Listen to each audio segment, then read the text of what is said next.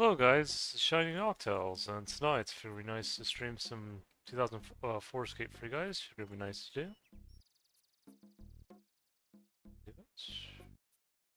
Set it up for you guys.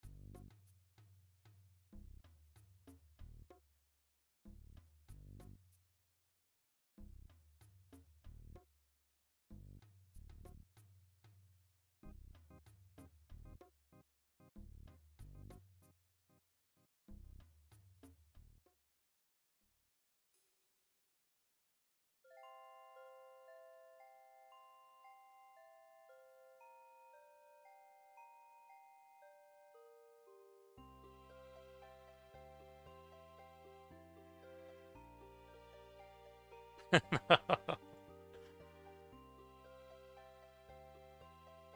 pretty quiet tonight. Actually nice though. One perk about working from home.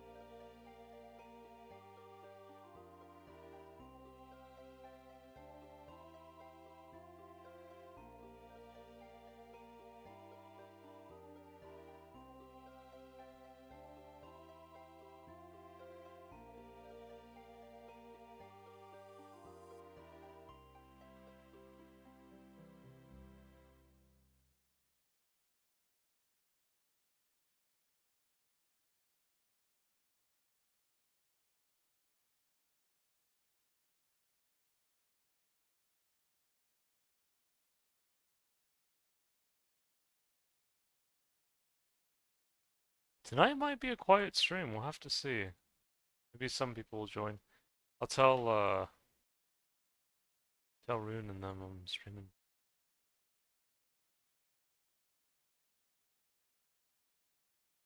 Mac and cheese. Hold on.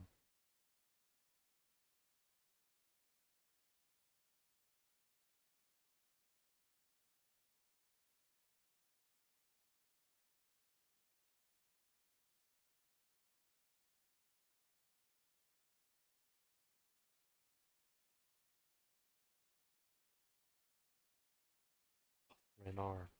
Love that. Can't believe I've done 20 easy clues, that's crazy. Wow.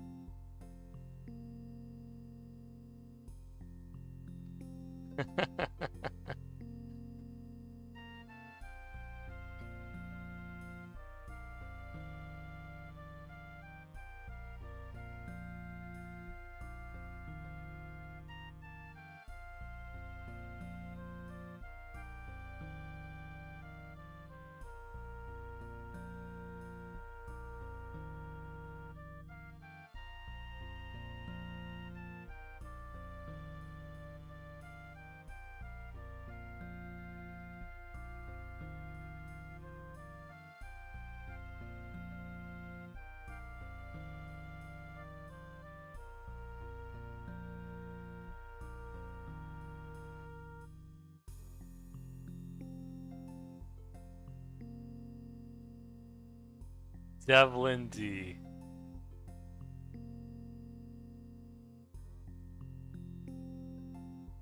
Tonight might be a quiet stream. We'll have to see. Usually I get at least one person. Oh yeah, and then I think I got that one person already. But yeah, because like sometimes I'll stream like hours where barely anyone's playing. I mean, there are still a fair amount of people playing. I mean, we got Avatar, we got Bronze, we got Yuffie, Vodka Drinker, Spoonman, Blackberry, Bella Vig, Cut and Stick, and Devlin D. So we got some people.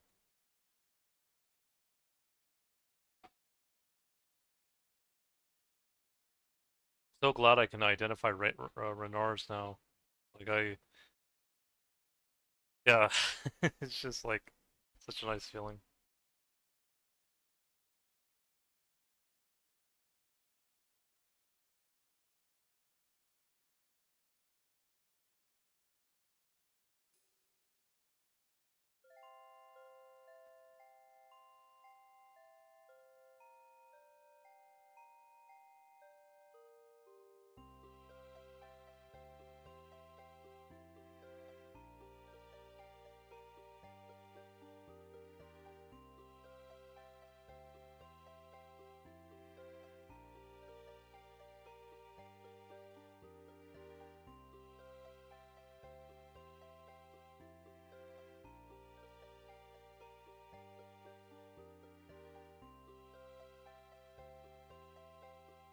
That's one nice thing about getting your herb lore level higher. Even if you don't necessarily make a lot of potions, you can still identify herbs, and it just feels so good when you get like for example like a Renar and you know it's Renar.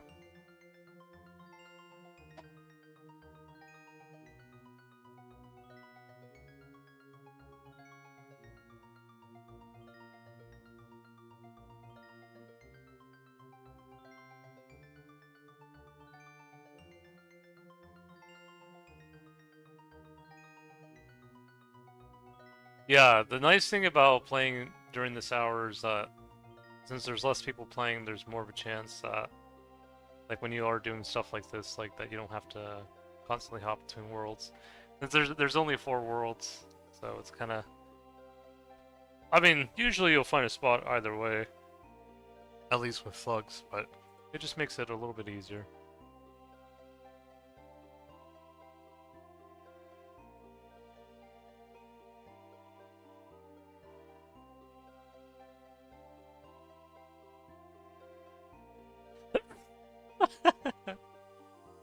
Oh, I had some chicken tenders earlier today. They're really good.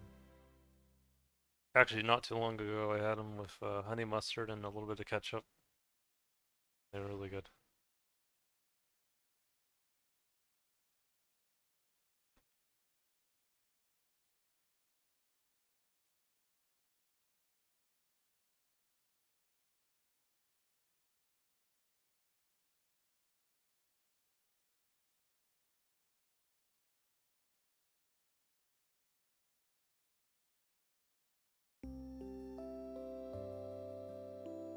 No worries, School. I figured someone was watching the stream, like even at this hour. Well, I don't know what time it is for you in Australia, Ghoul, but yeah, that's the nice thing about 2004Scape is that I feel like no matter what time I play, um, there's always someone at least watching, which is pretty cool.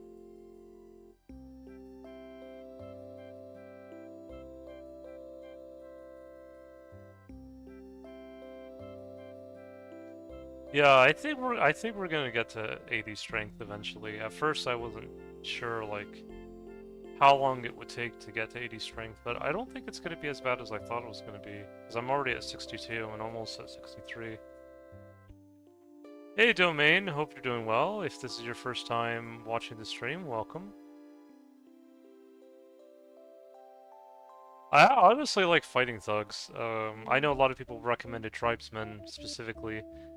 Though personally, if I were doing medium clues, I'd rather do ice warriors just because I kind of like that area. But the reason why I like thugs is because you get a lot of good drops, especially with what level they are, and you also get, and then easy clues, just most of the uniques are pretty good. I don't think there's a bad unique in the easy clues, at least not that I know of. I think all of them are good. I mean, not saying that the uniques in the medium clues are terrible, but I think the like cheapest unique that you can get from an easy clue is like 300 or 100k, which is not too bad. And there are people usually looking for black trimmed armor. So, well, speaking of which, I didn't even recognize, I didn't even see that I got that easy clue until a little bit later. But yeah, okay. So this is why we bring a ring of dueling, just because that makes it easy teleport. And plus, I can stock up on gems when I go to Alkroyd because the gem trader usually has a couple, or at least if not a couple, at least one.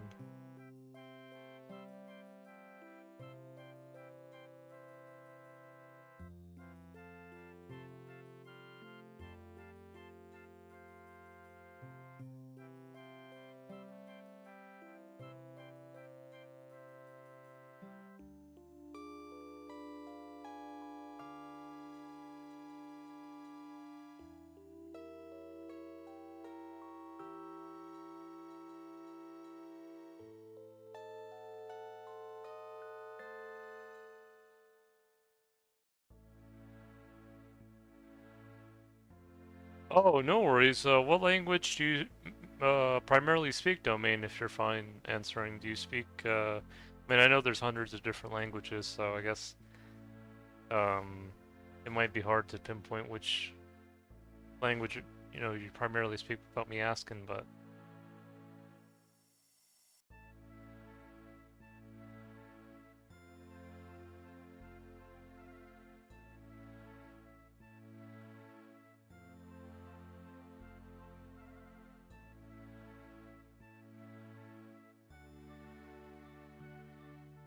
I had a feeling you might have been from...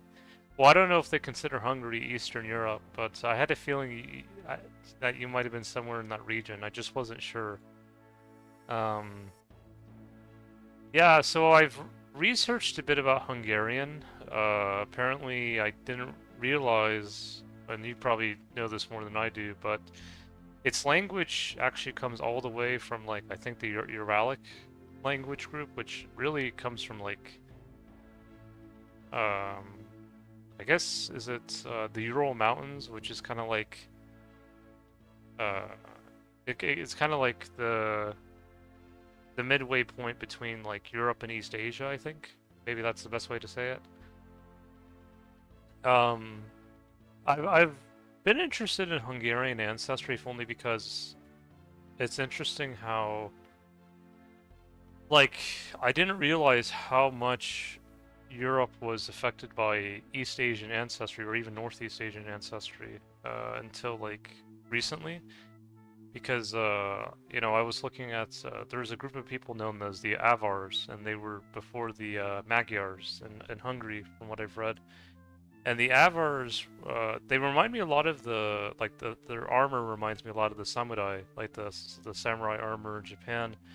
And I wouldn't be surprised if the Avars and the Northeast Asian ancestry of the Japanese, if they're related. And what I've read about the story of the Avars is the reason why they left Northeast Asia and went in so many different directions was because of the Gök Turks, I guess the ancestors of the Turks. They were, I mean, even though at first, it seemed like the the Gulf Turks, they didn't. I guess originally, like, they were in a position where, because I guess the Runeron weren't perfect either, the ancestors of the Avars, but I guess they were in a position to where, I guess the Gulf Turks wanted to say like, now we're the boss, and but they kind of took it a step too far, and so I think that's why the ancestors of the Avars, which were the Ruron, or I guess in Japanese they call them Joron, they went in so many different directions. Some went into Europe, some went into, I guess, Japan, and then some went into the Americas. Because I was looking at Native American ancestry, because I kind of have like, even though I'm mainly European, I have like a bit of a mix of Japanese and Native American together. I noticed even the Avars or Ruron crossed into the Americas, and so it was interesting like to see like how many different directions they went in. Yeah. Yeah, like the thing with the I mean, I don't really know as much about Turkey as or the Turks probably like you do, but the only problem I've had is it's kind of like almost with like how people talk about Genghis Khan a little bit. I'm not sure who's like the main leader of the Turks that would equate to like a Genghis Khan figure, but yeah, like usually people either go, yeah, either they say, we are, the ancestors of the or descendants of the Gokturks, or we're like the descendants of Genghis. And when I think of Ruron ancestry, I kind of think it's kind of like you have these two big forces like fighting each other for like they want to be on top of the what they think a throne is. And the Ruron just, kind of like want to go their own way. Like I think they're kind of like the wandering samurai, because it sounds so similar to Ronin in Japanese. And so I don't know if that's maybe where the word Ronin came from. Like, because like the Ruron went in so many different directions, and it makes me think of a wanderer. That they wandered in many, many different places. But yeah, like I know that in Korea, like they feel like an infinity at least with the Turks, because I guess they feel like a connection with them, and I guess even the Mongols as well. But I don't know, like for me, I feel like the Ruron are more like the samurai. Like there's just something about them, like with that wandering spirit. I feel like some of the samurai or Japanese are kind of like that same way. Like they kind of like are like a wanderer, where sometimes they it takes strength to find their own path, but there's a reason why they do it. So but I think it was said, and you probably know this better than I do, Domain, but it was said that Hungary was named after the Magyars, and I heard that the Magyars arrived into Hungary after the Avars, or after the descendants of the Ruron. And like it's amazing how now like I don't like I know there are some people maybe like yourself that are a lot closer genetically to like of course to Hungarians, because you live there, and maybe that's your main ethnicity. But I was surprised like how even for myself and like my dad and like my dad's partner Julie, how we have still remnants of that ancestry, like of the Ruron, the Avars, even the Magyars a little bit. And it's just crazy to think, especially with the Ruron and the Avars, like they traveled thousands of miles to get into areas like Europe and the Americas. And it didn't take them that long. I mean, well, in the sense that, back then, I guess the best way to travel was on horseback, or maybe, I don't know, like a boat or something. But it's amazing how they made did that kind of trek, only in like a generation or two. Like that was, yeah. And Hungarians are Magyars. Yeah, that's what I read. Um, I know there's like a bit of like what do you call it? Because like I guess there were like a lot of different nomadic people who went through Hungary. Like there were like the Avars, there were the Magyars. I know even some people talk about the Huns, but I don't really know what to think about the Huns. The Huns are um because like I think it goes back to like the Xiongnu, or I think in Japanese they call it I know Xianbei is senpai, which sounds like senpai. Oh yeah, Xiongnu is Kyoto, Kyoto. So I guess like the Xiongnu or Kyoto were the ancestors of the Huns and the Turks or the Guk Turks, and then for the Xianbei or the senpai, they were the ancestors of the Ruron, the Avars. I'm not sure about the Magyars though. Maybe I don't know if there's any cross connection there. But yeah, like it's really interesting stuff to read about. I at least find it interesting. My actual name is Attila. Yeah, and so like yeah, I know some people talk about you know, like if the what do you call it? If the ancestors of the Hungarians were like Huns or um, Magyars. I don't think I hear Avars as much. I feel like the Avars are sometimes kind of left out a little bit, or the Ruron.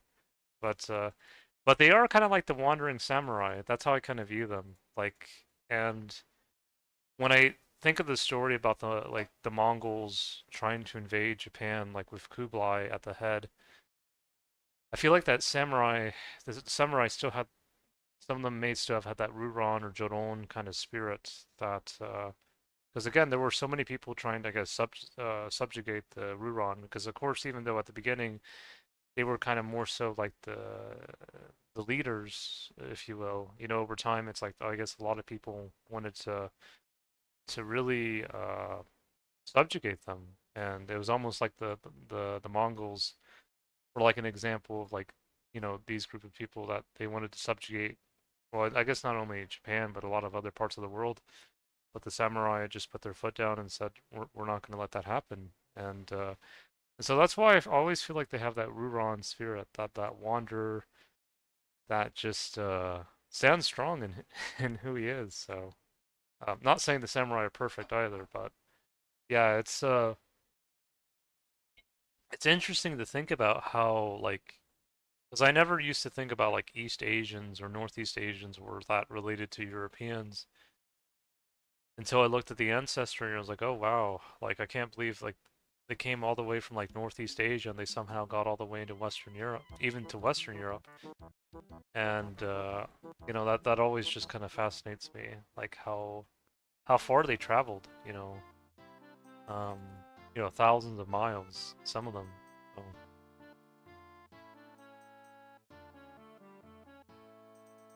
yeah. Well, with me, even though I'm primarily European, of European descent, my great grandmother Lita, she was well, she was Native American, but she also looked Japanese, because like there are some Native Americans that look very Asian, like some Japanese. Like I guess when I'm saying very Asian, I'm talking about I know some people call it epicanthic fold. I call it happy smiling eyes. So whenever my great grandmother Lita would laugh, it's like her eyes would be smiling, and it would be like the whole room would light up. And that's how some of the Japanese grandmothers are, that when they laugh and smile, their eyes also smile. I don't know how to describe it. But yeah, so with myself, like I kind of have like a little bit of that, like where my eyes I'm not I don't have like I know they use the word monolid eyes. I don't think I have that, but I have like hooded eyes where whenever my eyes, sometimes when I'm happy, they kind of smile. So that's kind of how I think of like some of the Japanese, that when they smile, like some of their eyes smile too. It's kind of hard to describe it. Maybe you understand it better than I do, but that's the best way I can kind of word it.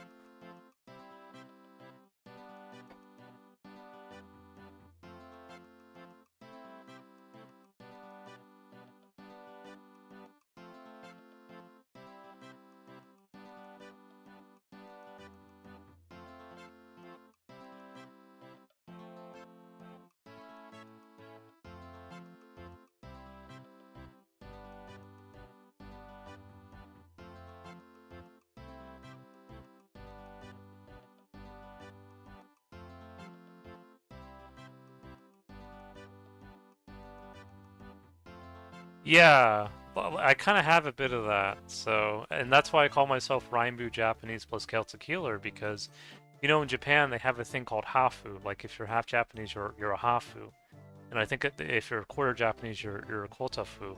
But I'm neither Hafu or quarter Fu. I'm a Rainbow. You know, because my Japanese ancestry literally is like that rainbow. Like whether it's like 100% or 1%, like it's still in me, but it's just become the rainbow now. And so when I tell the Japanese that, I think they kind of really appreciate it. That like it's not like because I know like with a lot of the enrolled members for the Native American tribes, maybe you may not know this, but a lot of the Native American enrolled members, you have to be 25% or more native to be part of their tribe. Or like for example, the Cherokee Eastern Band, you have to be 25% or more Cherokee to be part of them. I think my Uncle Herman was an exception because I guess they kind of took a liking to him and they took him under his wing. That's why I call him Uncle Cherokee Japanese Herman. He looks kind of like Nobuo Uematsu. Yeah, like, um, I think the Japanese understand it, like whether you don't have to be like 25% or 50% or whatever, or you don't have to be a hafu, quarter fu, you can still be a Rainbu, and they can still see you. You know, they can still see, hey, like he still has a bit of Japanese ancestry in him. Yeah. Yeah, I just say Rainbu. I think they understand it better because I tell them it's like I'm not 100%, I'm not 50 or 25, but it is still in me, you know? And my Uncle Herman calls me Celtic healer because I also have like a lot of my European ancestry is also connected to Celts, and then I have some ancestry connected to the Norse and the Greeks and Romans, Germans, like a whole bunch of different people. Yeah, but it seems like my biggest matches tend to be Celtic, um, both on the continent and then in the Isles. So, but yeah, like like I found it fascinating because I never really realized how much of an impact kind of like nomadic Northeast Asian or East Asian nomadic tribes made an impact in Europe. I mean, I always kind of had maybe like a little image of it, but I never really understood the scope of it or how a lot of that ancestry still survives to this day. Like my dad's partner, uh, Julie, who, she mainly sees herself as Anglo-Saxon white, but she would say, "I'm Anglo-Saxon white. You know, I'm not. I don't have any Mongolian ancestry." I looked at her ancestry, and she did have a little bit, more than I thought. Not in a bad way, but no. But what it was is like in Hungary, I guess like when the Avars were coming, you know, some of them, because see, I connect more with the Ruron, but I guess some of them also already had that beginning ancestry of like they call it Mongol horde, and so it was kind of like she had like a mix of like the Mongol horde and the Ruron together. And she, I said, it's okay, Julie, because like it makes me think of like the samurai when they fought the Mongols, you know, 600 years later, like the Ruron. Because I guess maybe some of the Ruron and the Mongols they mixed, but I guess some of them were still at odds. And so I just tell her, you know, you can still be Mongolian, but you can also be the rainbow, or you can also be other things too. And then she would say like, all right, you know, and it's okay because, you know, there's a reason why groups, you know, they fight for time or well, preferably you don't always want to have to do that, but sometimes that happens and then you pick yourselves back up and you make up. And I feel like that is like one thing like for example like the samurai or the Ruron can do with the Mongols or modern day Mongolians is just say, hey, like, hey, you know, it happened in the past, but what happened before, but it doesn't mean things can't change, you know? So that's how I kind of look at it.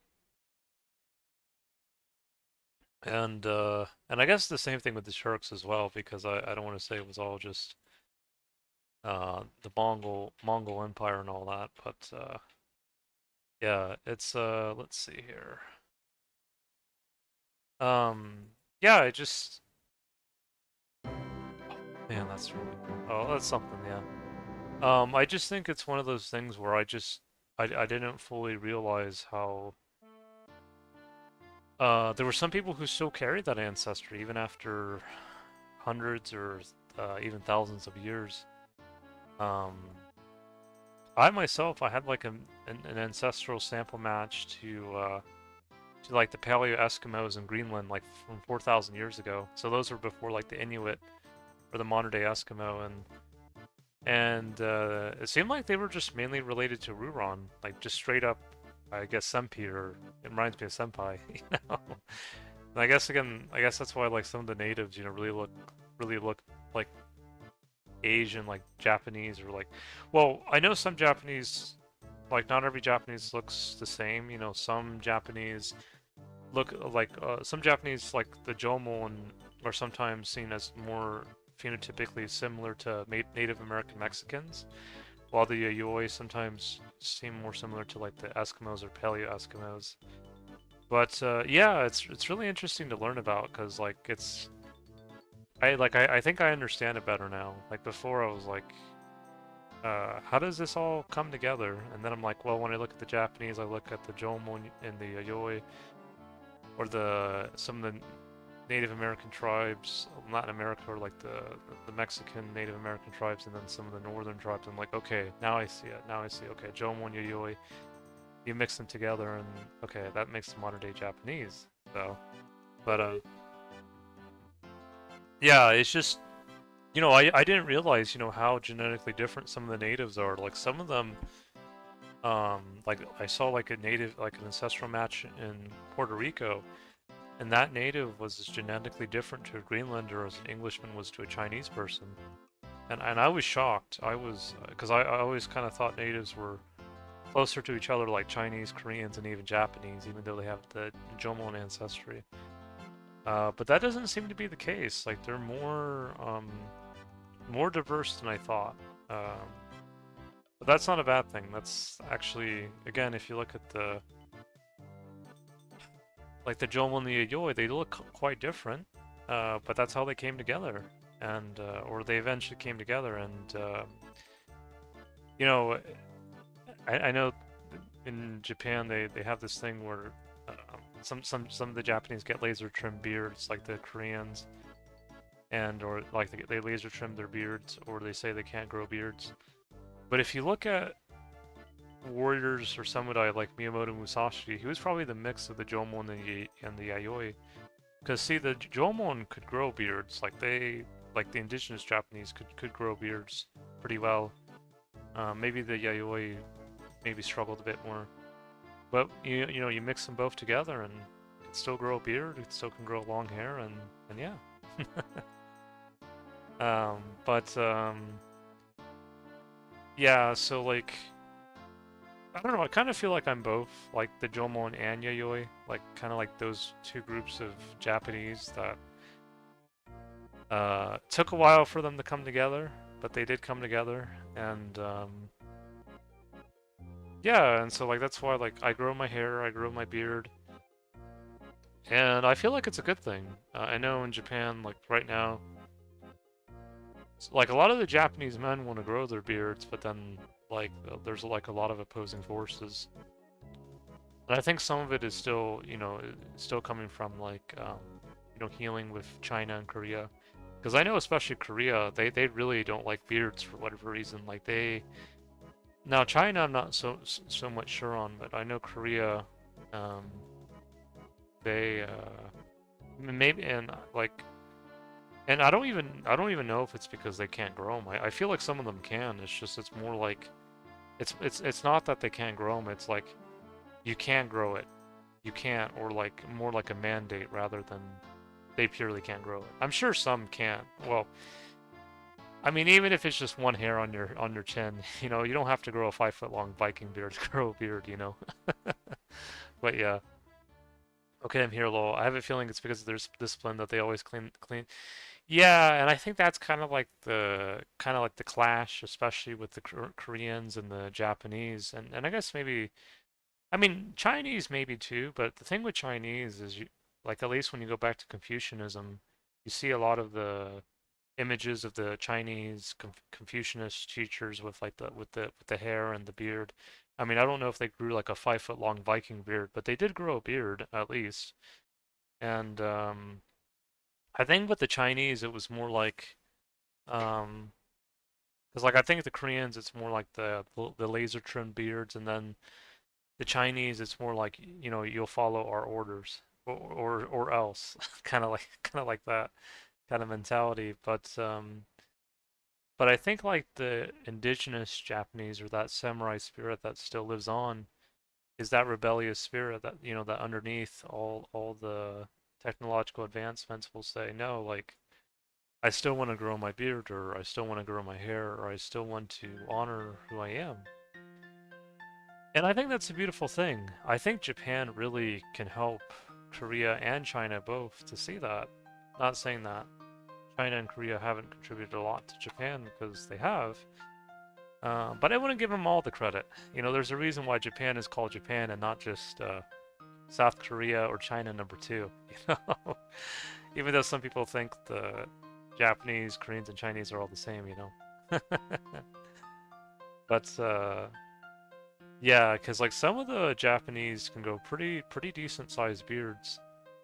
Um, but I think more than just the beard, I think growing your hair along with the beard can help, because I don't know, at least for me, it brings it kind of a balance. I know some people can do the 5 foot long Viking beard, and they can be bald, and they'll be like Baldwin, but not everyone's a Baldwin. Some people like to do both, and but I mean, of course, if you're fine with that, then that's the important thing. But yeah, like I think deep down the Japanese samurai spirit kind of wants to come back up and say, we're still here. There's a reason why the Japanese are not just only one group of people. They're the Jomon, they're Yayoi, they're the Han, all kind of mixed up, and the Ohatsuku as well, like some other Siberian groups. They're all kind of mixed up, and that's who they are. you know? I think you should go to Korea and China because they might be different than you think, especially China is such a rich, diverse country. There's a lot to take in.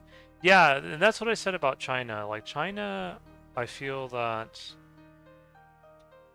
like on the surface, it seems like it's very rule oriented. It almost kind of reminds me of like the Romans, very rule oriented. But I think deep down the Chinese, the thing with them is, I think that because I've met some good Chinese Americans, and I noticed with them it's kind of like they appreciate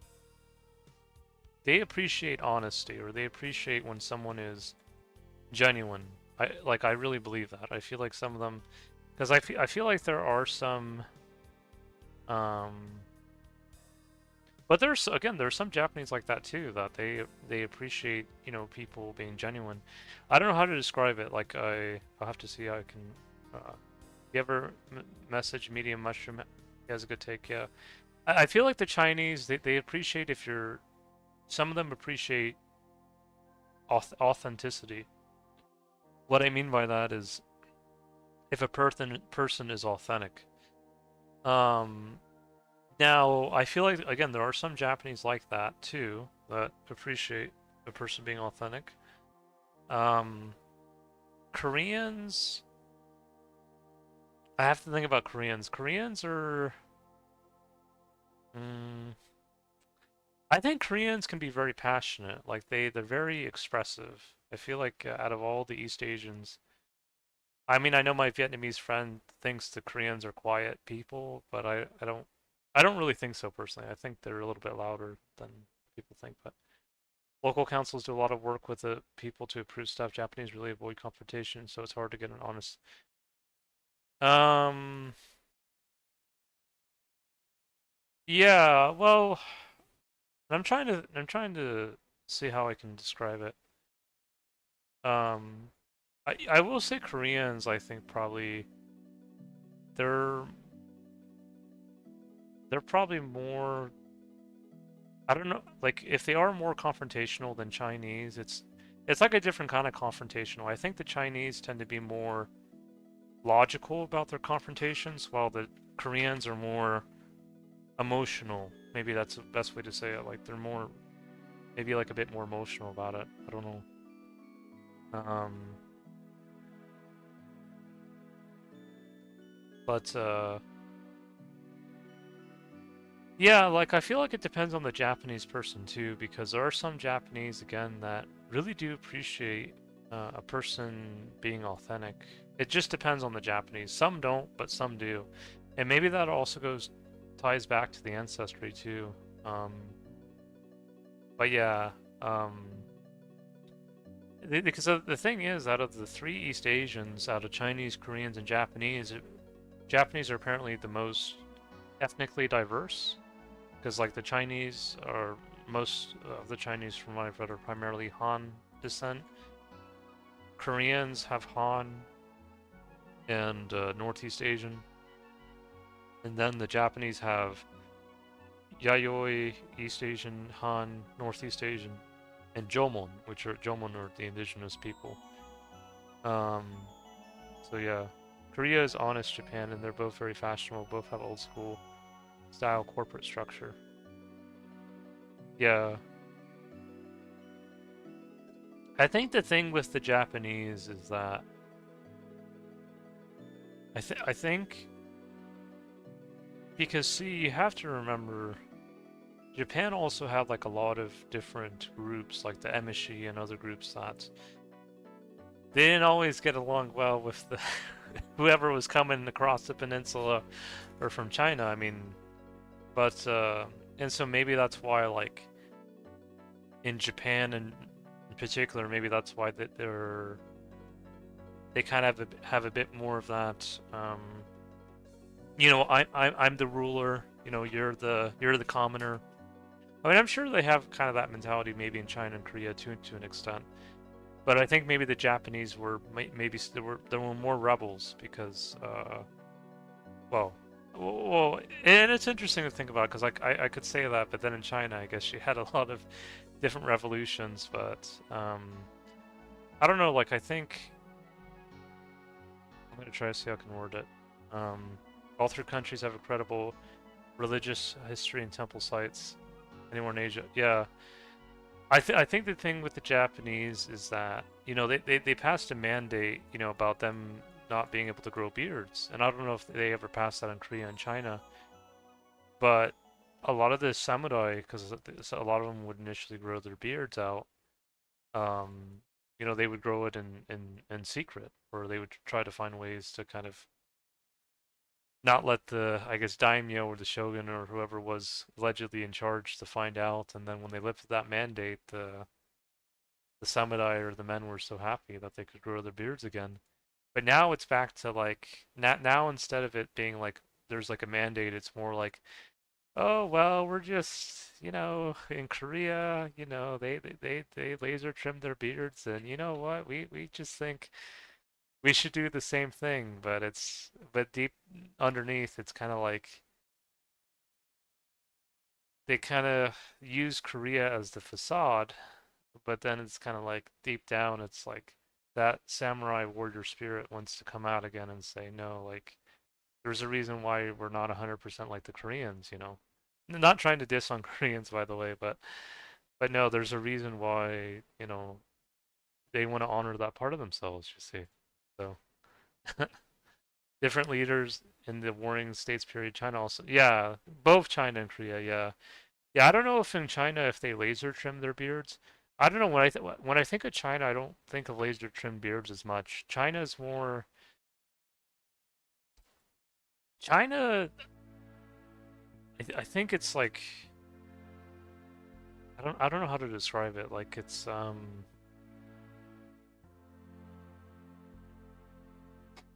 okay, maybe this is the best way to describe it.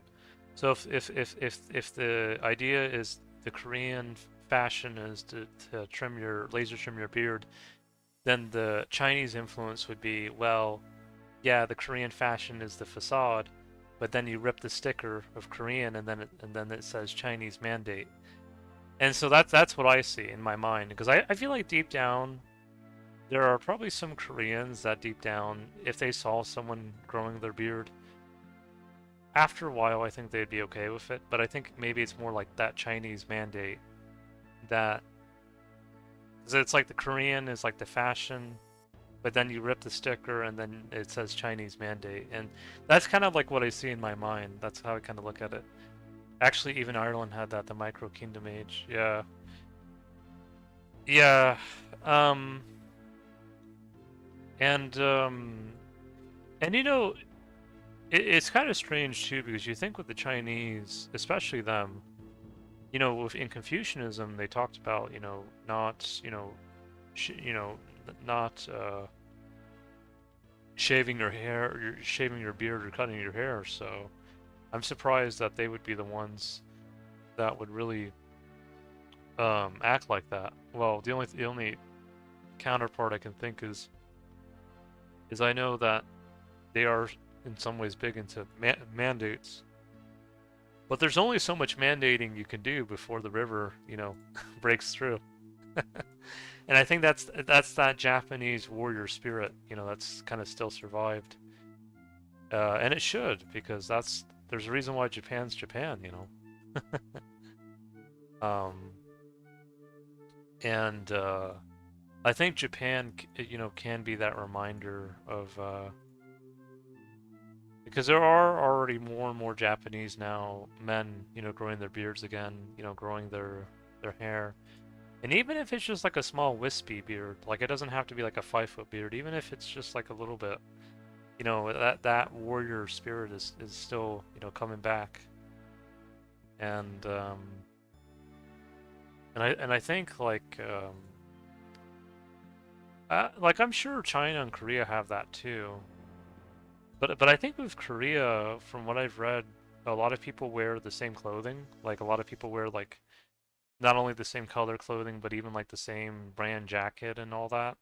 So maybe Korea is even more so than maybe China even, is a bit more about uniformity in some ways. But I think the Chinese like I don't think it's that they don't appreciate people being different. I think it's more like they're very much I think some ways like mandate oriented. It's like you will do this, you will do that. And sometimes you just have to be the antithesis of that no, we're not going to do it like that. And I think deep down they appreciate it. Um, but I just think for so long that like, they've been so rule oriented, China, that I think that's probably why they they're kind of like that. But but yeah, no, I feel like that. Whenever I share my thoughts with the Japanese, like how I think about things and stuff like that, they seem to really appreciate it. Like it seems like to really resonate with them. Because I try to share it with like Chinese people, but they don't really like I don't feel like they see like the full context. Like because again, the Japanese are you have all these different groups that mix together, and I think maybe the Chinese maybe some of them have a little bit of a harder time grasping that. Um, Now the Koreans, I don't talk to as many Koreans, so I'm not sure what they think. Um, but I think they would appreciate it though. I think they could understand it a little bit more, just because they're a little bit closer. But and there were Jomon people that lived in Korea as well. Although the Koreans nowadays they don't have necessarily as much Jomon ancestry as the average Japanese. It's still in them, so I think the Koreans in the back of their mind, it's like, we get it, we get what you're saying. um, but I think with the Chinese, it's more like you kind of have to show them by example. Like you can say what you say, but until you actually show what you're saying, then it's like, okay, now I see what you're saying. Like it's more than just, okay, I'm gonna say this. It's more like, okay, well, show it. You know, that's how I feel like they might think. Show me. You know, I don't, yeah.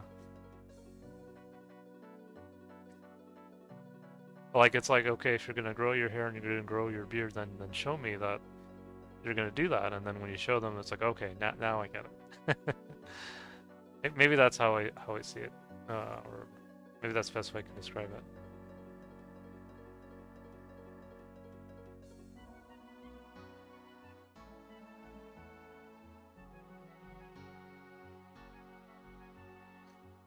Yeah, I know my mom visited Korea and she actually really loved Korea. She actually I was surprised. She said she actually liked visiting Korea more than Japan. And I guess, everyone has their own opinion, but I do know some people really love Korea. One thing I do appreciate about the Koreans is they have this YouTube ch channel called World Friends, and they get all these people from different cultures that kind of share who they are and stuff. And I feel like the Koreans are very good about not necessarily anime, but like live action or like, well, maybe not. I don't know how to describe it. It's like they can do anime, but instead of it being like drawings, it's like actual. It's like people, you know, uh, doing things in real time. Um, and yeah, it's pretty cool. I feel like the Koreans they've kind of found their niche. They kind of I don't know, they've just kind of found themselves. I feel like the Chinese, because sometimes I'll share things, and not only Chinese but even Vietnamese. Sometimes I'll share them about my thoughts about Japan, and sometimes they kind of it's almost like they have a chip on their shoulder. It's like, oh yeah, those Japanese, they're not really genuine. They don't really want to be your friend. But that's not really how it is because I mean, maybe there are some that think like that, but most of the Japanese that I've met when I was there, I feel like really were being genuine. Like when they would invite me to eat with them and stuff like that. And maybe the reason why some Chinese and even Vietnamese think like this is because I remember a Chinese girl told me about there's like a saying, keep your friends keep your en wait, was it keep your friends close and your enemies closer? And I don't really think like that. Like I don't that's not how I think about things. And I know when I told her that, she just kind of struggled to understand how I looked at things. That I just said I don't think like that. Like if you're my friend, you're my friend. It's not like, okay, yeah, you're my friend just because I want to use you or just because, uh, I don't, I just don't think like that. So, um, but, uh, but I think she could understand me after a while. And I feel like deep down, like,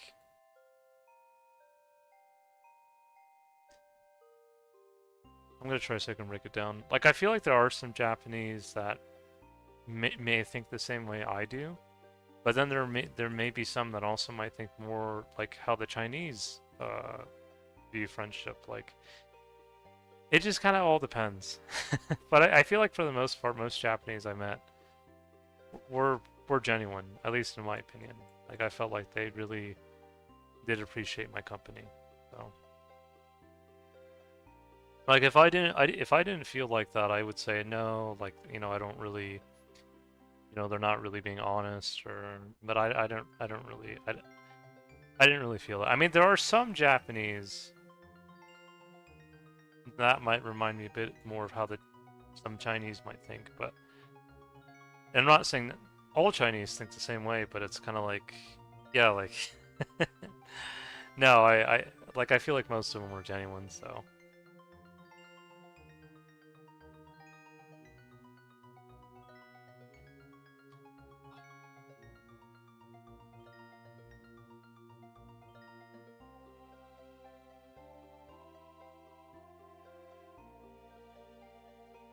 And again, with Koreans, I have to spend a bit more time with them because I've only spoken to a couple of them, but I think the Koreans are, even though they're passionate, I feel like at the same time they can be laid back in their own way. Um, so it's kind of, yeah, I don't know how to really describe it. Gonna head to shops.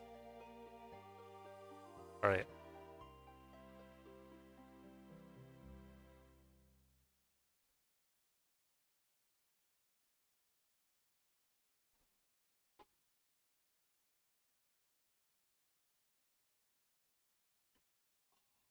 brave warrior. One.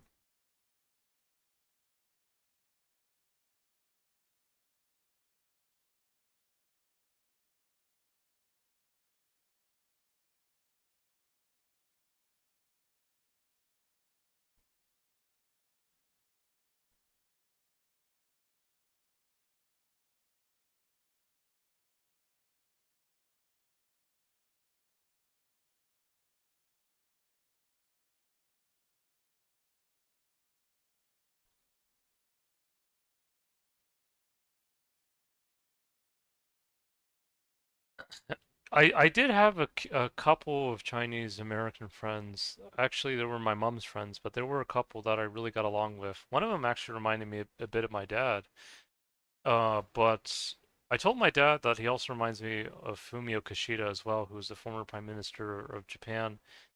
And what I liked about him, his name was Ivor, like he just had he had a sincereness about him. He was very sincere, and I think that's the best way I can say it, very sincere with the person he was. Then my mom had like an acupuncturist, Chinese acupuncturist that invited us for Chinese New Year's, and that was really good Chinese food because I'm not really big into Chinese buffet, but the homemade Chinese food was really good. And he also was pretty sincere in his own way too, yeah. Um,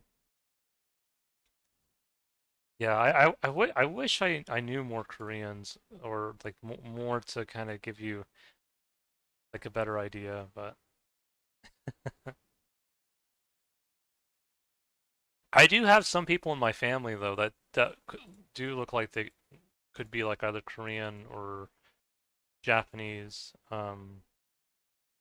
Like I feel like some probably lean closer to Korean. Like I look at my dad's sister and then his one of his brothers. I feel like could be like a cross between Japanese and Korean. And I feel like the Koreans like they can be very expressive, but they can also be very reserved too. I don't know how to say it. Like they can be rah rah one moment and then very reserved the next. Yeah, it's kind of hard to describe it, but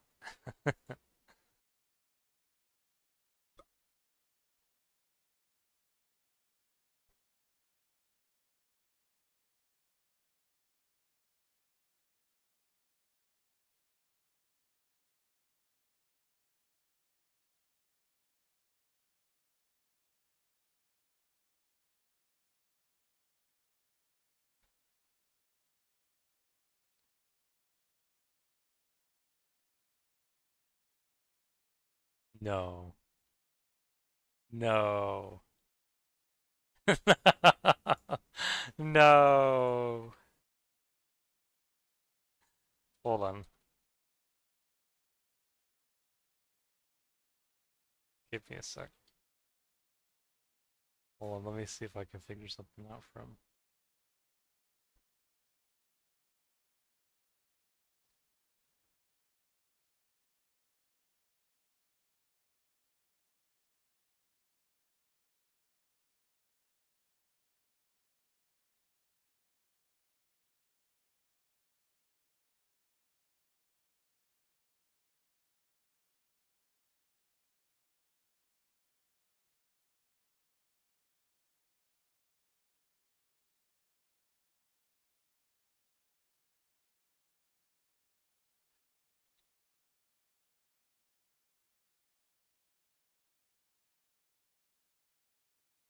Well, I'm gonna give him an eye patch.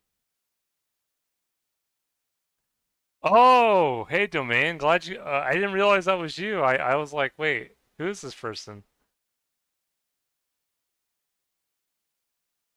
But yeah, no, I hope you guys appreciate what I've been sharing. I feel like I probably still need a bit more information on the Koreans to get like a full understanding or to give you like a better idea of how I really feel about them.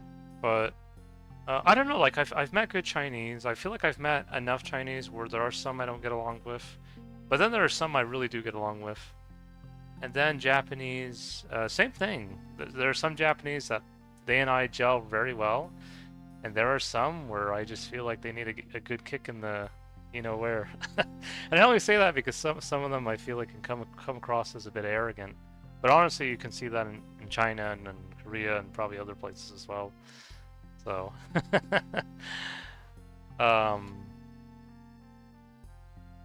yeah. You have Amy of accuracy.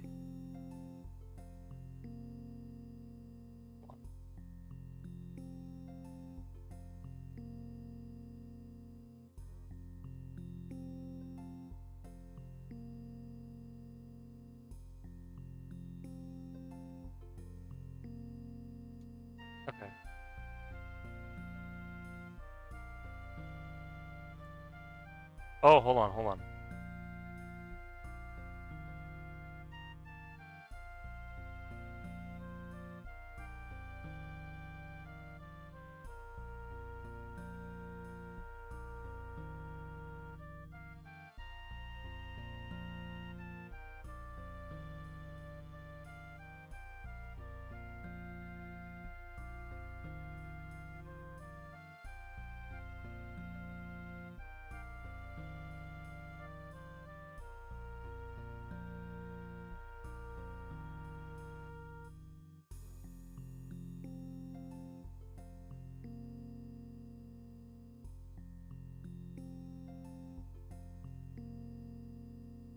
A cake.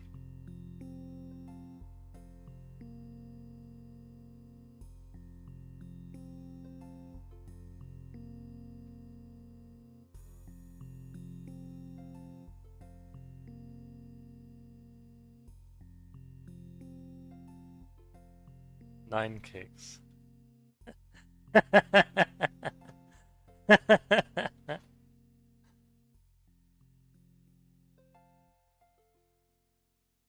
No, that's just it's just for fun.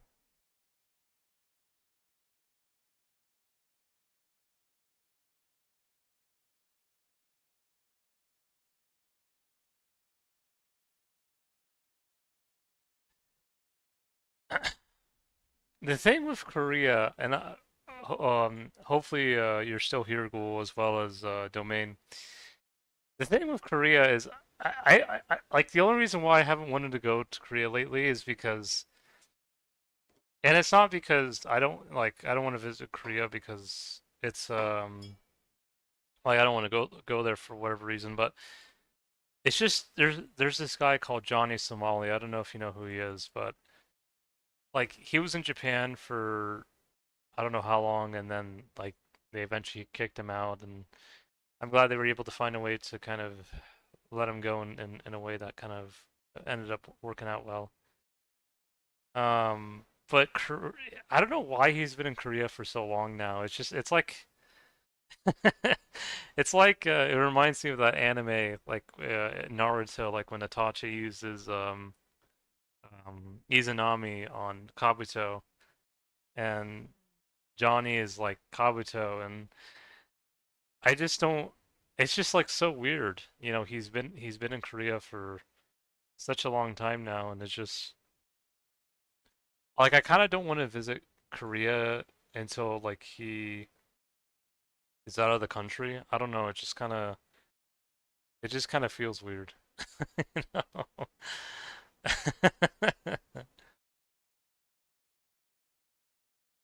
But I feel like with the Koreans, it's like if you mess around with them, they really hold grudges, like or they really like they're not as forgiving as the Japanese. Like I feel like the Japanese would probably say sumimasen or gomenasai sumimasen. But the Koreans are I think it takes them a lot longer to forgive someone. It's almost like they're like a Scorpio. Like I don't know if you guys know about the zodiac sign Scorpios, but Koreans make me think of that a lot. Um,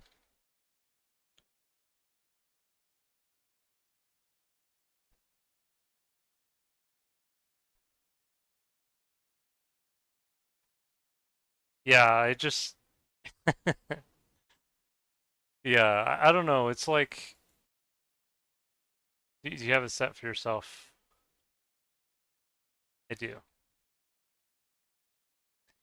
Yeah, I just feel like there's like a time and place to visit Korea, and probably now is not the time. I feel like eventually I do want to go to Japan again, but I just have to kind of think when because and see I speak to a Japanese YouTuber named Kaya, and she kind of told me like some good times to visit Japan, and so um I don't know if it's going to be this year or next year or something like that, but I do want to go to Japan again because I visited once. I really had a good time, and I'd like to do it again.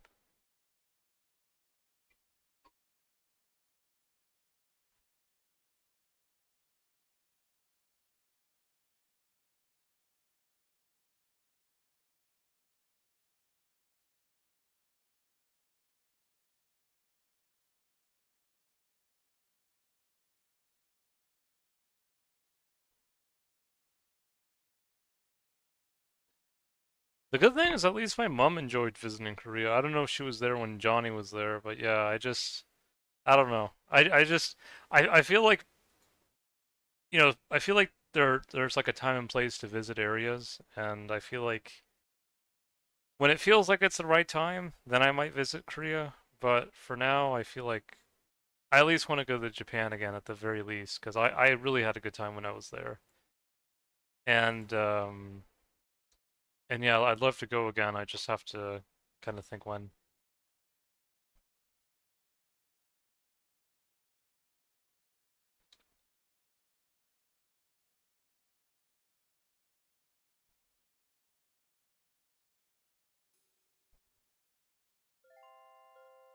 Now, China, I feel like if I went to China, like it'd be like more so if I went with a friend. I don't know how I would feel about going to China by myself, but if it was like let's say I had like a Japanese friend that said like, hey, like, because I do know some Japanese that like visiting China, like if they said, hey, and maybe Korea too, like if they said, hey, do you want to visit Korea or hey, do you want to visit China, maybe I might go with them. But I feel like Japan is probably an area I feel out of the three more comfortable going by myself.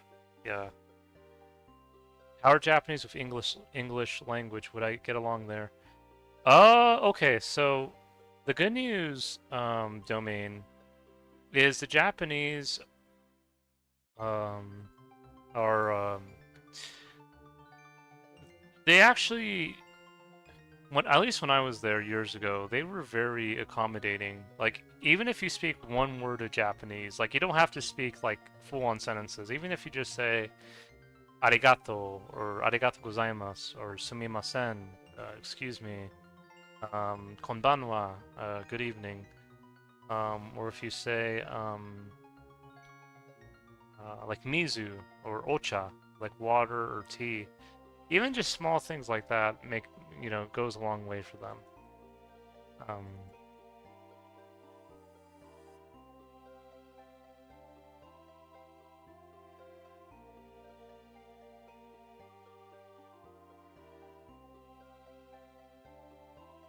but yeah, like see, I feel like deep down, like even though on the surface the Japanese are like, no gaijin, no gaijin, no foreigner, no foreigner, no gaijin. Like I feel like deep down they do appreciate. I mean, maybe they don't appreciate Johnny, like people like Johnny Somali or Logan Paul, because I know when Logan Paul went there, he also kind of messed around and did some things that weren't so friendly. I feel like the Japanese they do like they do like uh, people that go to their country. Well, I feel like anyone would respect someone. I feel like that they visit their country and they try to at least learn a bit of the language and at least try to be amiable. Because I feel like what the Japanese don't like is if you're going there and say, okay, you have to speak my language. No, I'm not gonna. I'm not going to.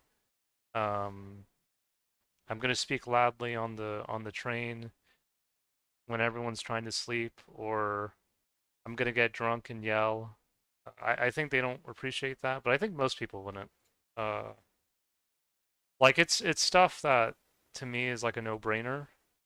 Um, maybe to some people it isn't.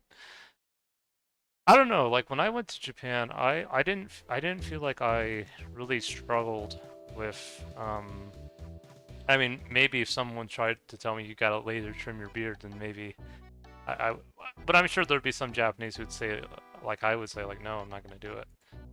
Um, but like other than that, like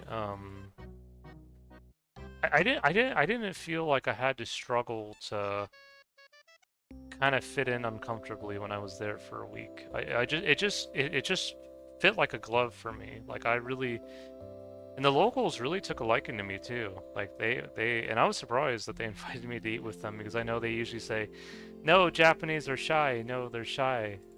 They weren't shy around me, I'll tell you that. They were not shy. They said, "Hey, we want you to eat with us." There was no shy about there was no shy anything. It was just yeah, eat with us. No, no, no. No. No, no, no, no, there's no... No, I'm too shy I'm too shy, no. That's how they were with me.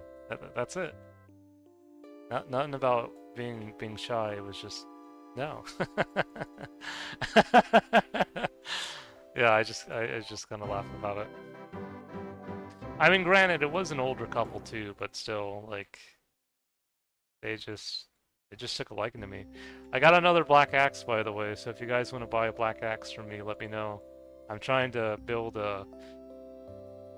um a group of people that really enjoy black axes.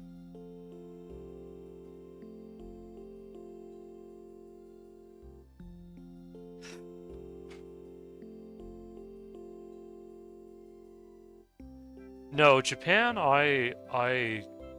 it just really fitted me well. At least when I was there, like I felt like most of the people, it felt like a second home, you know. That's how I kind of saw it, or how I kind of see it. Like it's like almost like a second home.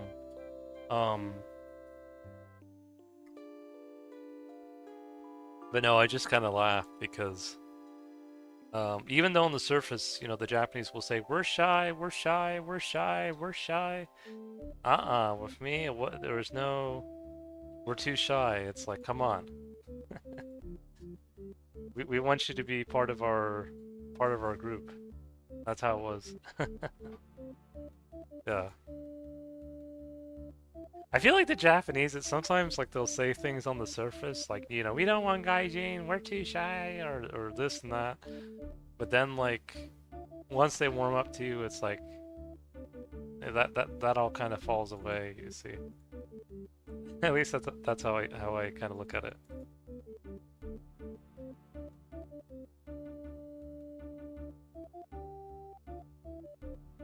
And you know what, the Chinese, you know, I know sometimes, you know, I can argue with some of them, but deep down, like I feel like there are some Chinese that really do mean well, like the Japanese. Like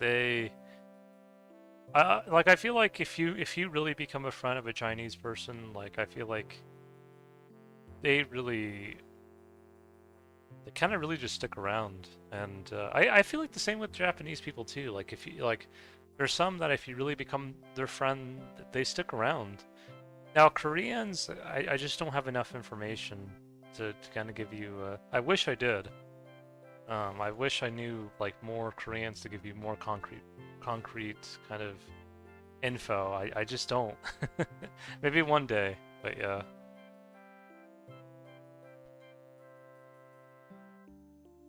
I do know a Japanese person that looks like Yajirobe though, and like my uncle, one of my uncles that I feel like he would do well in Korea, but but the thing with him, he has like a very like joyful energy around him. Like he's very like he likes to laugh, and I don't know like if he would identify as Korean, but if he did, then that would be one of the Koreans that I would probably get along well with, because he has like a very like nice laid back energy to him.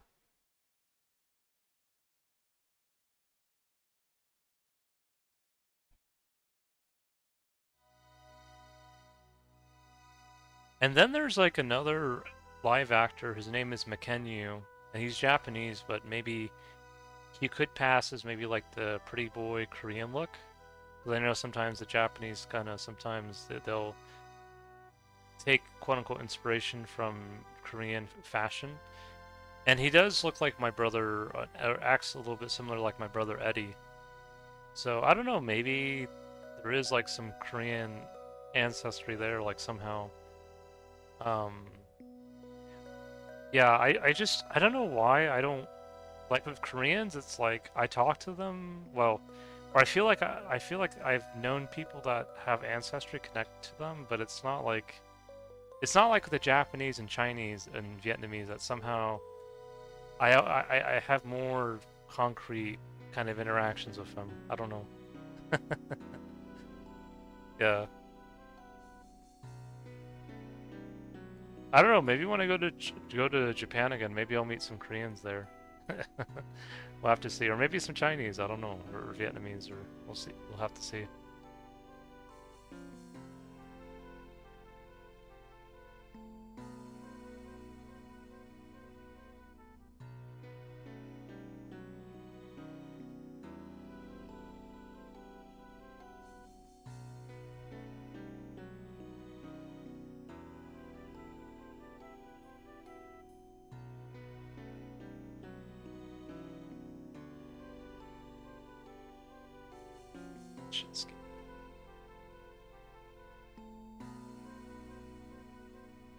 Yes. He wants the black axe. Let's go. 5K sounds good.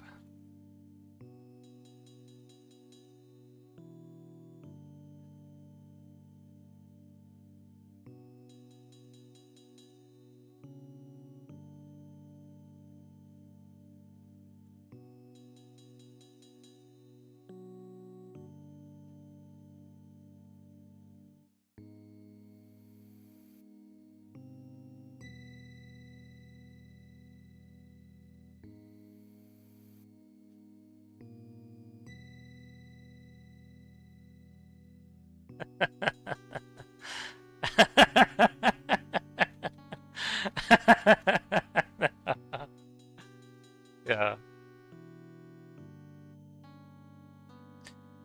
Yeah, you know what though? I will tell you, Domain, because, and I only say this because my mom really had a good time in Korea. What I've heard about the Koreans, from what I've listened to, I watch a Japanese YouTuber named Kaya, and I feel like her and I, you know, she's been very kind to me and told me good times to visit Japan. She said that when she visited Japan, the Koreans were very nice to her, and even when she just spoke a few words in Korean, they were very friendly. And I was actually glad because I know sometimes Koreans have a bit of bad blood with Japanese, and I know sometimes it goes both ways, but they were very kind to her. And so I would say, even though Korea, at least as of right now, is not on the top of my bucket list, you know, if you're like huge into like Korean culture, or you like K-pop, or you just like the way Koreans are, you know, you may enjoy visiting there too, you know. I just don't want to go there right now because I just don't know how I feel about like Johnny being there. Like I don't want to like go like in the middle of Seoul and he's causing chaos. I don't know. It's just, and like him and his Korean he has someone, a Korean guy he's staying with. His name is oh, Hank. Yeah, I just yeah, but like like for you, like, but like I don't want like me feeling like that, like to stop you from visiting there. Like if you really want to visit Korea and you really want to like, you know, just have a good time and like immerse yourself in Korean culture, like I don't want you to not go there just because of how I feel, you know? Like I like I don't know, like maybe like if like for me personally, like maybe if I like had like a friend in Japan that said like, hey, like, do you want to go to Korea together? Then maybe I'd feel more comfortable. But just by myself, like I don't know. At least with maybe when things get a little bit calmer, you know, maybe that'd be a better time. But yeah.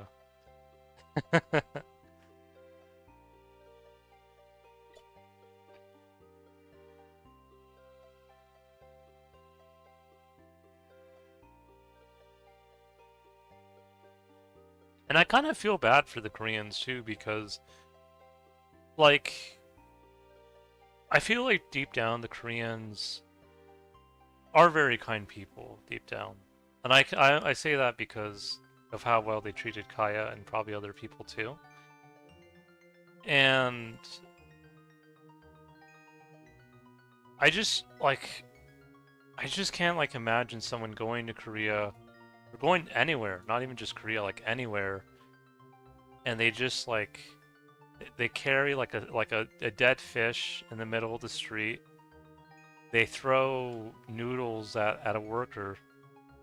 I mean, could I think I told that to like a Danish guy who was really big into Korean culture, and he's like really big, like he's a big fan of Korea. And I could say, could you imagine if he did that in Denmark? You know, he imagine like him carrying like a dead salmon in the middle of Copenhagen. I don't like, I just it just doesn't process for me. Like I don't know how people can do that. But yeah, thank you. What you say is really insightful. I have to go off for an hour. See ya. All right, take care, Domain. Yeah, or imagine if he did that like in Hungary. Like I feel, well, in Hungary, like he probably, I don't know. Like in the back of my mind, I feel like in Hungary he might not come out alive. I don't know. But yeah, like it's just really strange. Like I don't know how people can act like that. I mean, I know people can act like that. It's just like really, um, yeah. I just it's hard to process, I guess.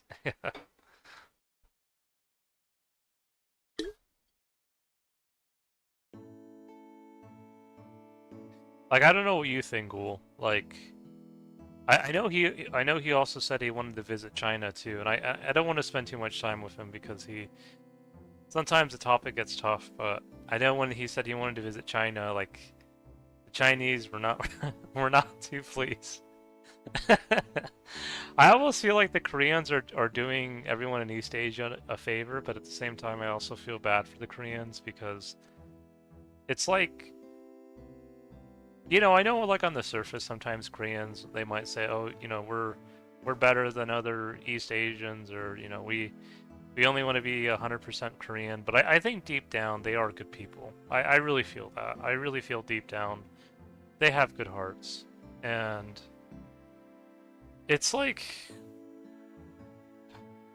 it's just like I don't know how someone can go into like a convenience store where the people are very nice or very accommodating, and then you just like throw noodles at them and your drink at them. I don't understand that. Like really, I don't. Um, it's just like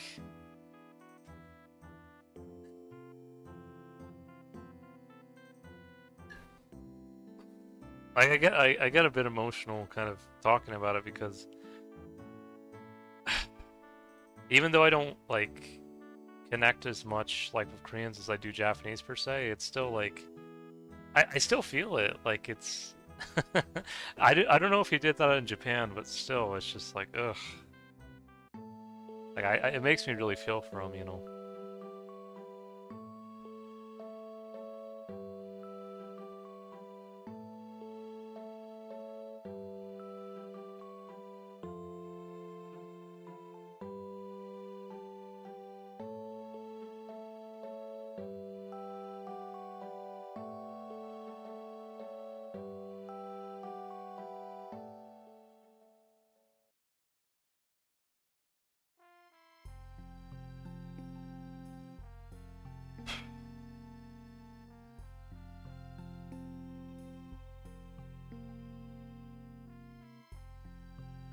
But yeah, I think like no matter what country you go to, whether it's like Korea, whether it's Japan, whether it's Australia or Norway or Denmark or wherever, I think, you know, there's how do you describe it?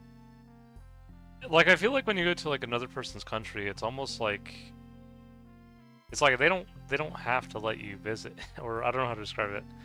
It's like you know, there's just like it's like going to a person's house. You don't go to a person's house, or hopefully you don't go to like a, you know, every person's house you go to, you know, you start smashing everything like on the ground, or it's just there's like a maybe it's just the way I think, but I think there's at least like some kind of common courtesy you can show to people, or yeah, or um I don't know. Like I know like I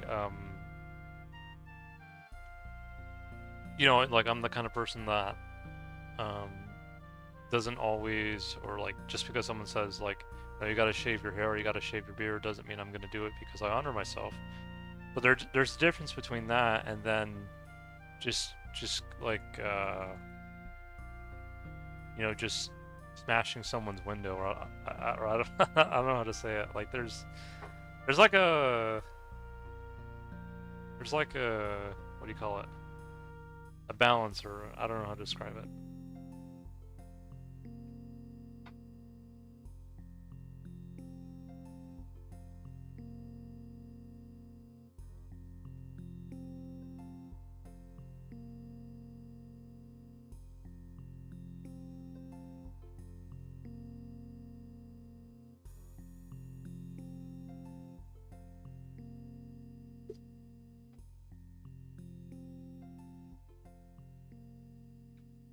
Because I do know there are some places you can go to that or some countries you can go to that are a bit more unfriendlier or a bit more unfriendly than others. But I feel like at least the places I've been to so far, most people have been pretty nice. Like they've um like I went to Italy. Well, this was like years ago. I went to Italy. I went to England, and it was fine. Like um I didn't really have a problem, and yeah, I yeah, I yeah, I just it's really tough to like when you hear stuff about that. It's just really kind of tough to yeah.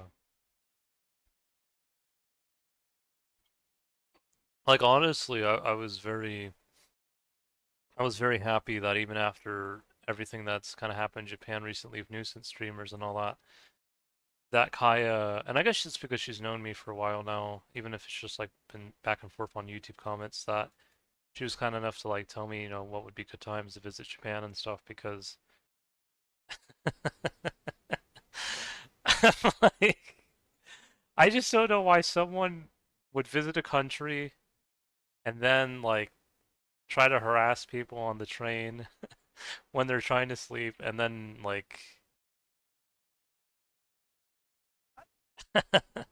or like play like weird sounds on their phone like that are intentionally like meant to like stir up things like I don't know.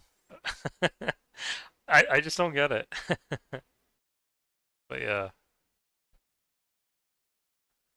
But yeah, no, like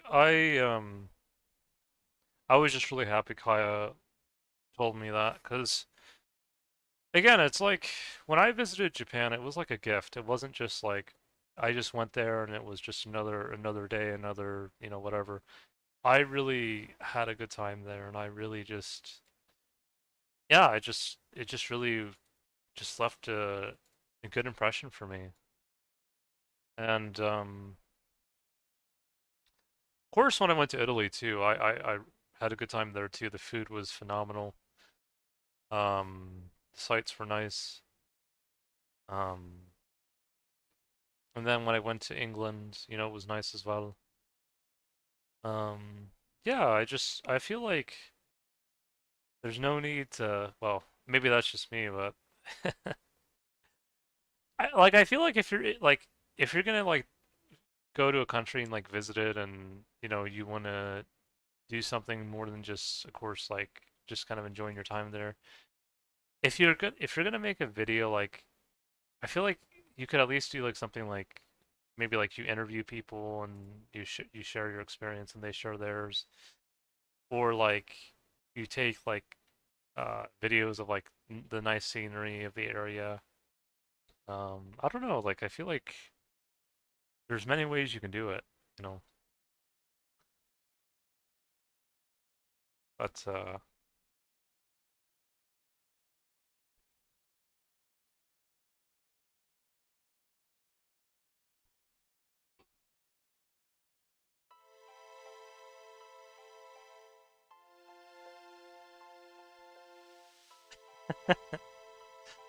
yeah, I don't know. I feel like what I've come to learn is most people, whether it's Japan or I guess I'm assuming Korea or England or Italy or even other places.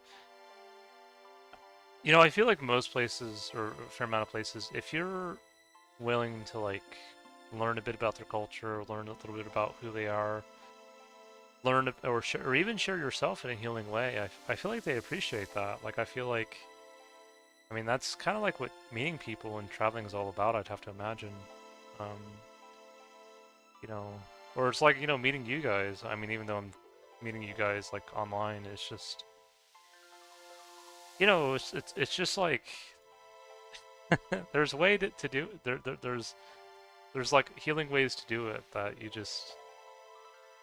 can come together in a healing way and it just all kind of works out, you know?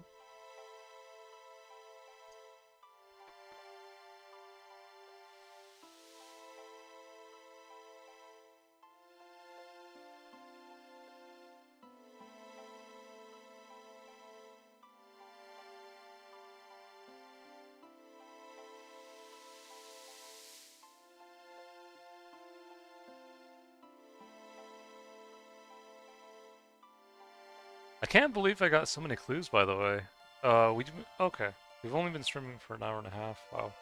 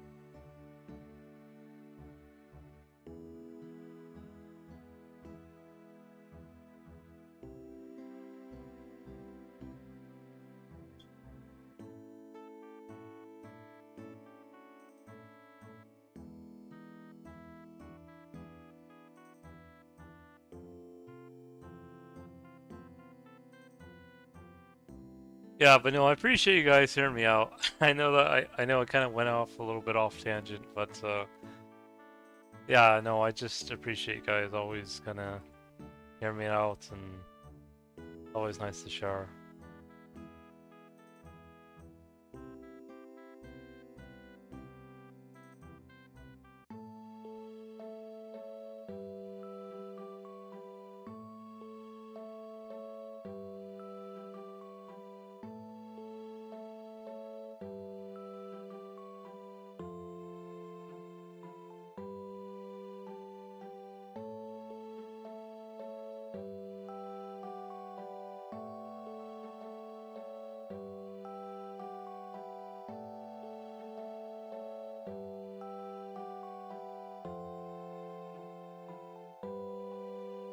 Did I add you, Domain, by the way?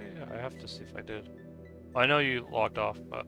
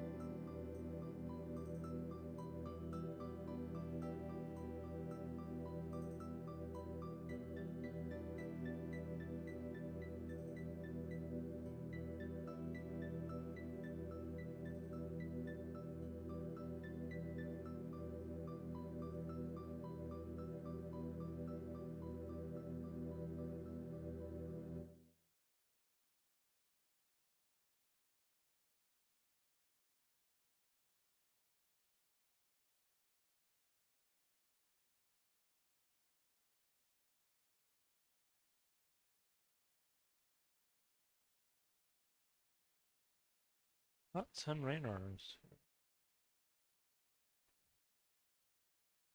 I know I traded some as kind of a gift, especially for all the law runes I got, but yeah, it's just nice to always kind of share as well.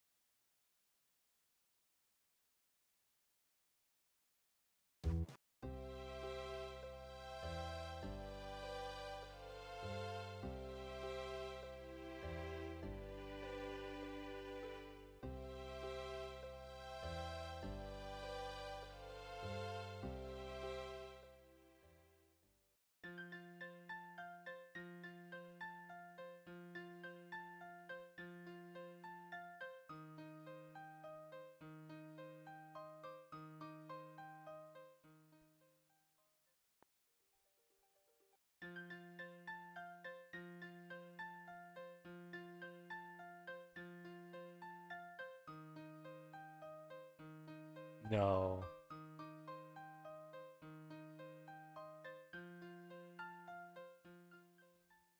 Probably should bring a spade with me as well. Future, whenever I do this.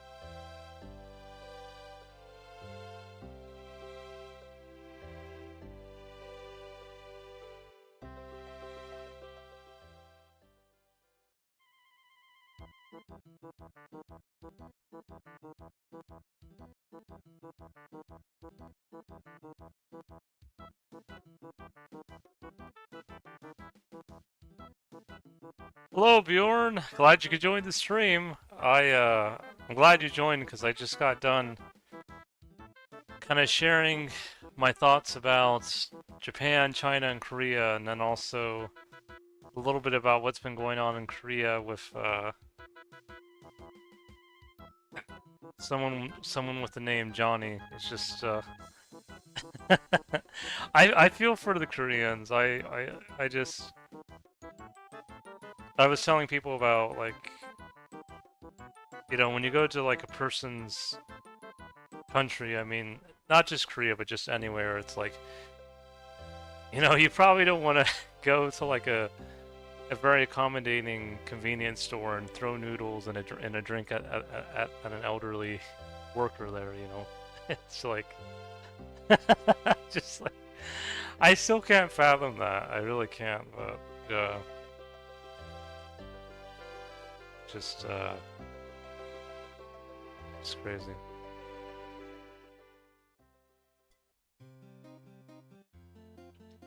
And what I was saying is like even though like on the surface like sometimes Koreans can be like, oh yeah, like we're they might think we're top Asians, or we only want to be 100% Korean, or yeah, like we're cool and stuff. Like I feel like deep down like they really have like soft hearts deep down, but also good hearts in their own way as well. And I just kind of felt for them, and I'm glad Japan kind of felt for them too, just because he also went to Japan as well, and it just kind of, I mean, fortunately with Japan, like they found a way to handle him, but yeah, I just I know he was talking about visiting China, and the Chinese were like we're gonna make a stew out of you. And I actually believe the Chinese. Like like they're like, yeah, we're gonna make a stew out of you. No, I just,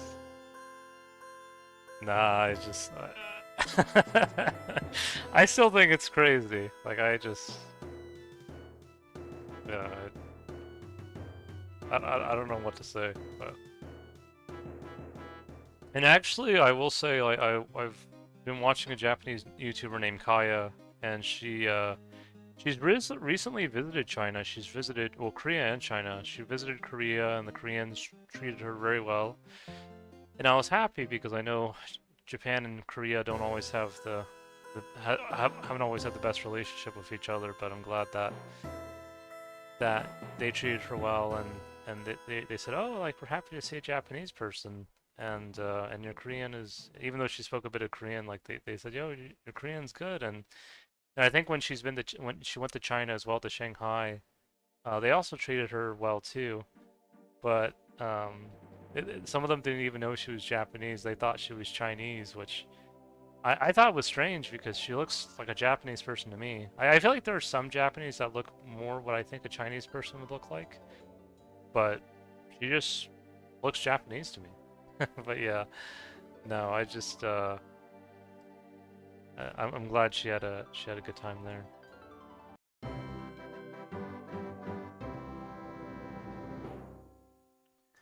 No unique shit, maybe eventually.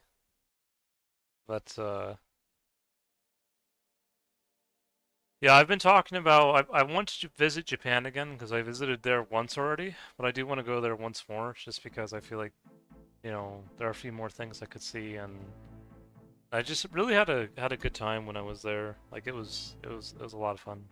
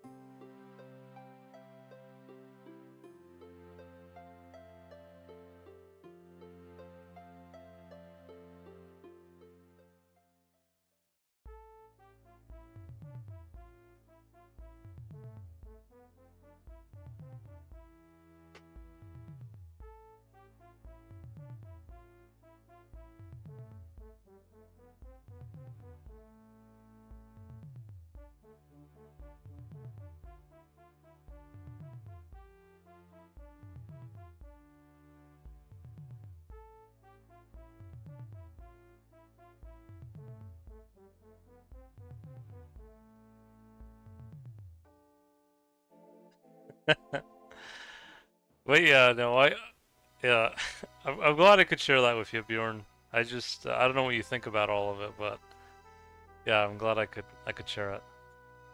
Or anyone else who's also watching the stream as well.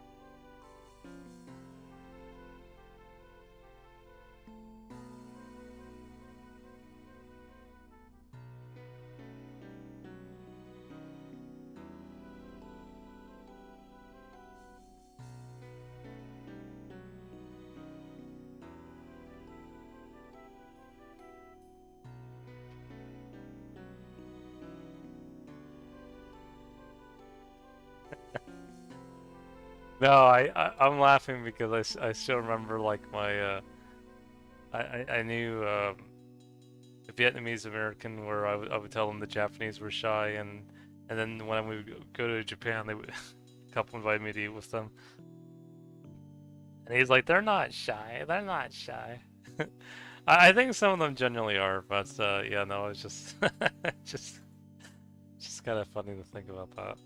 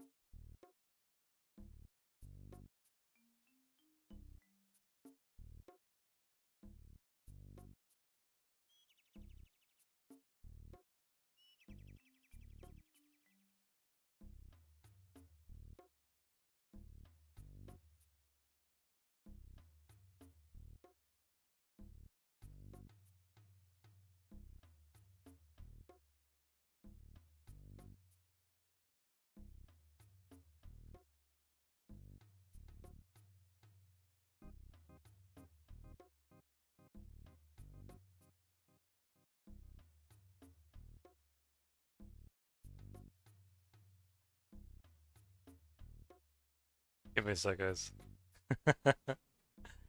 I've done almost 3 clue scrolls so far on the stream, or I feel like I don't know if I've done up to 4, but at least 3 for sure. And it's amazing how we're almost at 23 already. It's definitely been good.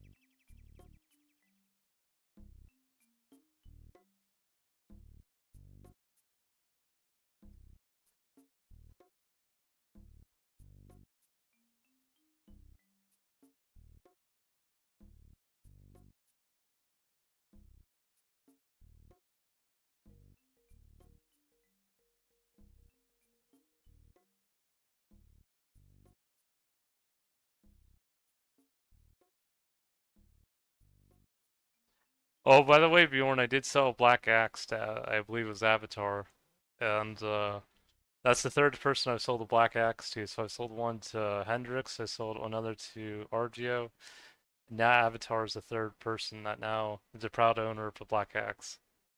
I was super happy about that.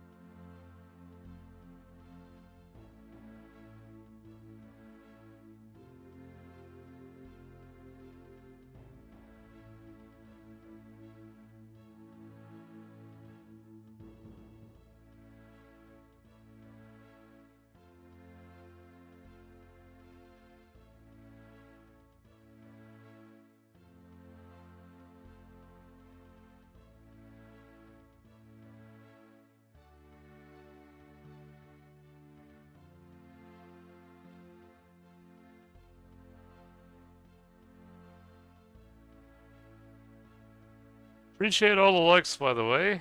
You guys have given to the video. Know it means a lot. It always does.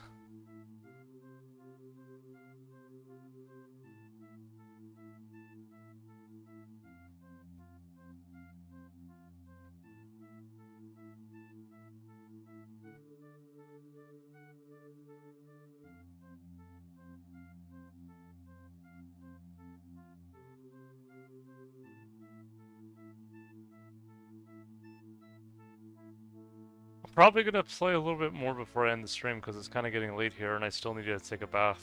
But yeah, we're getting through it though.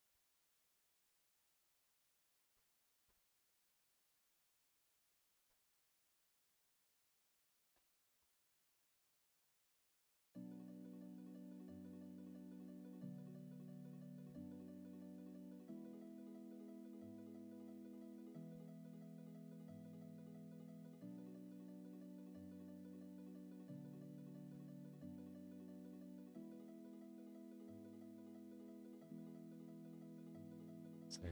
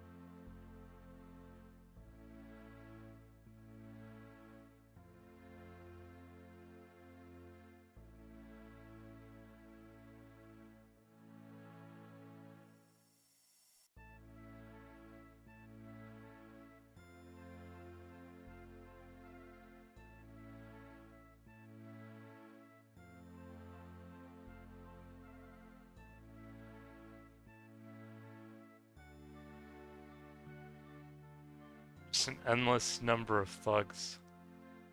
Never ending.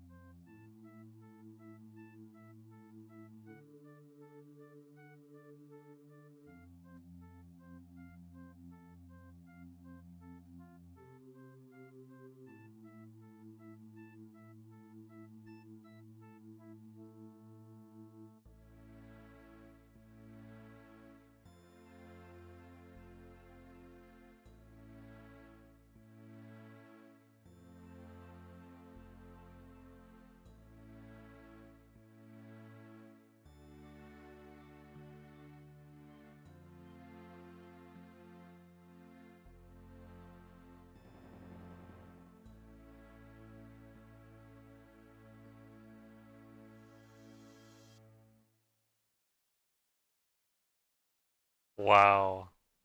That's awesome, Bjorn.